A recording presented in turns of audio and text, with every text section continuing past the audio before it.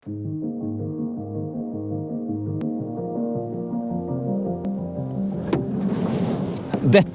den første elbobilen for 4 på test i Norge, og som vanlig det vi i Norsk Elbilforening som setter standarden. Det faktisk en prototyp, og den har ikke en prislapp enda, så vi skal se hva den god for. Ut på tur, bli med oss!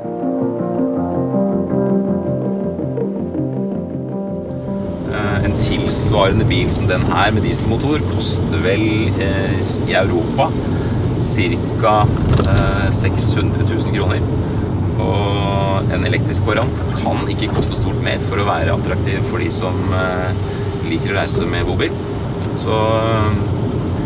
Men i og med at dette den første bilen som vi har hatt på test her i Norge, så det grunnlaget vi har. Vi har også sett en annen variant i Norge på Karanmessa i fjor. Det var en litt større variant bygd på nye Ford Transit med elektrisk drivlinje. Så vet vi også at eksempelvis Daimler, altså Mercedes-Benz, har en ny plattform for elektriske varebiler som bør kunne bli bra til samme formål.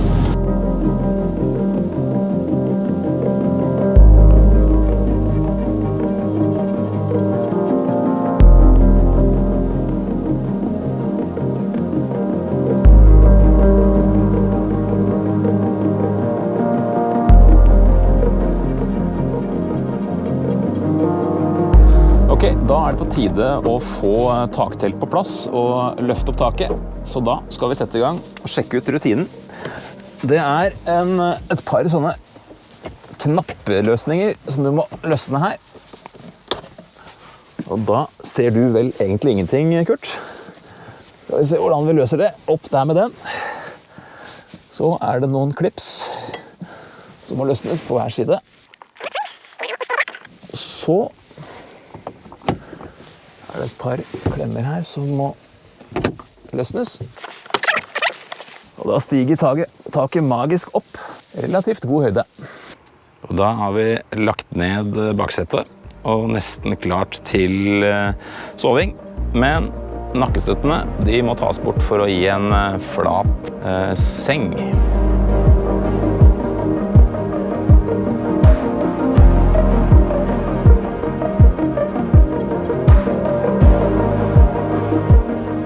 Camper mode, ser det bra ut bak her? Sjekket du ut lengden på den? Det strekker jeg ut på tiden 1,80 mye? 1,87? 1,80 mye. Masse plass, ja? Masse plass. Ok, dette skal gå bra. Så jeg synes sovekomforten her godkjent, det.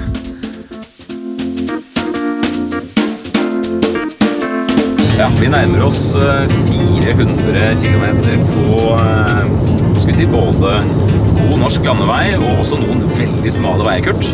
Og bilen vi kjører altså da en Opel Zafira E-Life som har fått et bobil-påbygg, eller vil si innbygg fra et selskap som heter Crosscamp. Og dette den første elbobilen i Norge som har soveplass til 4. Men som vi har funnet ut i natt, Kurt, så det ikke nødvendigvis sånn at du skal være 4 her. Du kan, men det ikke sikkert du skal. Hadde jeg vært nyforelsket og vært med dama og vært under 20 år, så hadde det gått helt fint. Ja. Men vi har da sovet i henholdsvis overhuset og underhuset. Ja. Hvordan var underhuset, Kurt? Altså, lengden var upåklagelig. Alene så var det mer enn breit nok. Madrassen var litt hard, og jeg glemte puta mi, så jeg måtte låne verdens tynneste pute. Utenom det så var det bra. Ja, og sov sånn noenlunde greit der? Ja, jeg sov greit. Altså, luften var fin, men det var jo ikke noe varmeanlegg i bilen, så hadde det vært kaldt ute, så hadde det vært litt annerledes. Men siden temperaturen ute var riktig, så var det greit. Og så var hele tiden god luft i bilen. Det var ikke noe tett og klam luft. Det virket som om det luftet litt igjennom det teltet litt oppe. Men i alle fall så var det alltid god luft i bilen. Ja, og der oppe så var det også relativt hard madrass. Jeg sov jo der som taket på bilen normalt sett ville vært. Og komforten var omtrent akkurat så bra som jeg hadde regnet med. Og vi kan jo fastslå at det hadde vært igjen mulig å være 4 her, men bilen nok også best for 2. Og jeg var også innom det at det faktisk finnes et alternativ bygd på den samme bilmodellen, eller den her, eller de andre elvarebilene fra Stellantis, det vil si Toyota, Citroën, Peugeot og Opel, og etter hvert også Fiat. Men da det ikke noe taktelt. Nå jo bilen utstyrt med en kjøkkenløsning, med en vask og en gasskomfyr. Skulle ønske at den gasskomfyren var erstattet av en induksjonsløsning som vi da kunne bruke strøm på. Fordi vi brukte jo ikke strøm her egentlig til annet enn å lade opp mobiler og fotoutstyr, og selvfølgelig varmen ute da. Ja, men det gikk jo på landstrøm, som var plugget i bilen, så det ble jo som en vanlig bobil eller campingvogn. Så vi hadde jo ikke noe mulighet for å hente energi fra det hovedbatteriet på bilen, som jeg synes var litt dumt. Praktisk tilgang via skyvedør. Her har vi et baksete for 2 personer. Og det betyr jo også at denne bilen kan faktisk mellom campingturene brukes som en vanlig familiebil for 4 personer.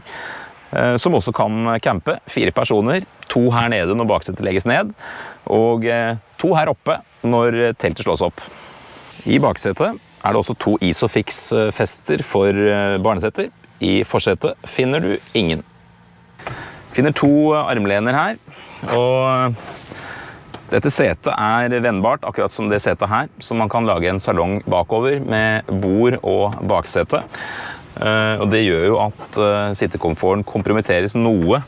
På denne siden kan man justere høyden på setet, og også selvfølgelig vinkelen på ryggen. Her kan man ikke justere sitteputa. Det et minus. Og så har man jo standard justeringer av rattet. Det kan da kun justeres i høyde, og ikke i dybde. Det et minus for å finne rett posisjon.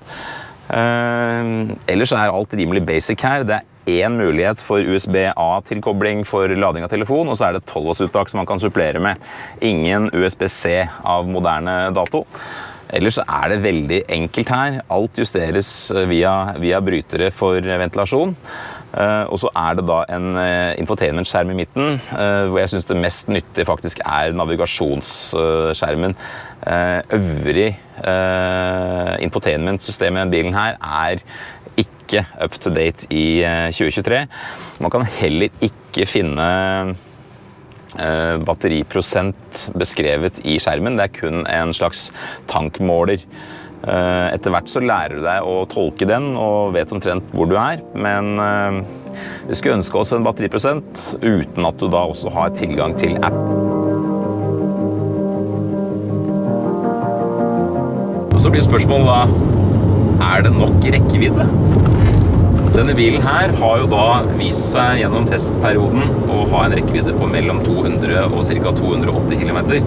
200 på motorvei, 280 omtrent på de veiene vi har kjørt nå, oppover og innover i Viken, Telemark og inn i Vestland. Ganske mye høydemetere. Det håndterer bilen greit, den regenererer også mye energi på vei ned. Pluss at bobiler generelt kjøres jo gjerne i lavere tempo enn personbiler.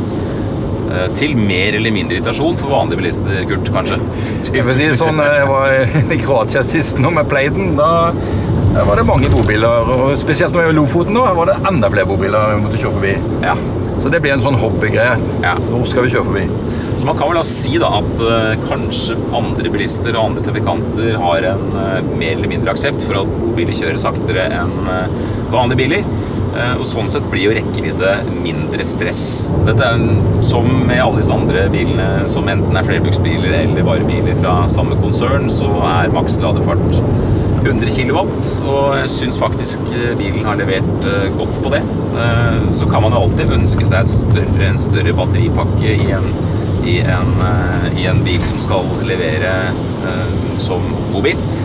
Men jeg tror nok etter hvert som bobilene blir større og blir mer brukbare enn den her, så kan det godt være at det holder langt med 90-100 kWh. Og så er det selvfølgelig et poeng at det ikke må bli helt åndssvagt dyre.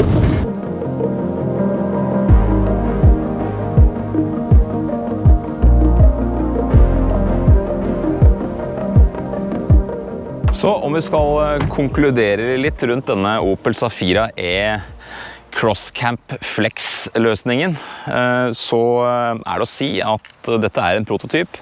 Den framstår ikke som et ferdig produkt. Det er en del ting som mangler her.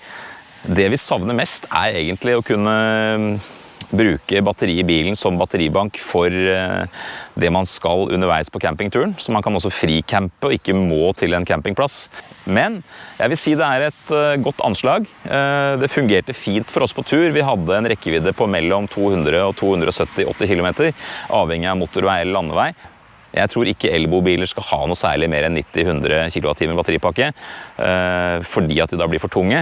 Og så blir det jo spennende å se da, hva som skjer med førerkortforskriften, og man da kan gå opp til 4250 kilo på litt sikt, og sånn sett få større hel- og delintegrerte elbobiler som kan fungere veldig bra. Når vi har alt med V2L og del på plass, og man til og med kan se for seg at man bruker elbobilen som batteribank når den ikke er på campingtur, så kan man jo for eksempel bruke solcellestrøm og lade opp bilen og bruke det på sikt enten i huset eller sende det ut på nettet. Så det ligger noen muligheter i fremtidige elbobiler som kanskje ikke hadde tenkt på. Og underveis, rekkevidde, så lenge du har ladestasjoner tilgjengelig, så er det egentlig bare å ta en pause bak i kupeen mens bilen lades opp. Og den bilen her lader jo også anstendig fort, tross alt, som kanskje er en av de sterkere sidene denne bilen har. Takk for at du ser på. Håper du fortsetter med det, og ikke minst husk å abonnere på YouTube-kanalen vår, så får du oppdateringer så fort vi legger ut nye videoer, og det er ganske ofte.